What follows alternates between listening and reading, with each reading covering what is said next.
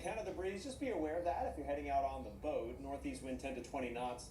Seas still up at 2 to 4 feet and a moderate chop, even choppy at times on the inland waters and Tampa Bay. Here's your 7-day forecast, and the warmth can...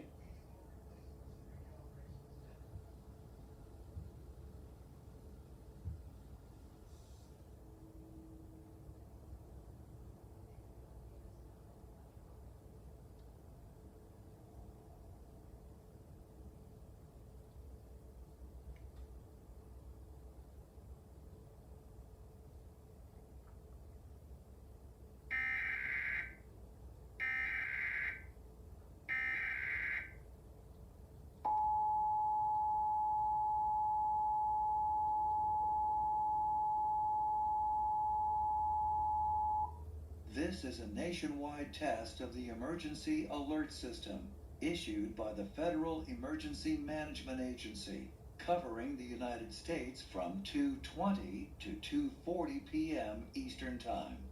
This is only a test. No action is required by the public.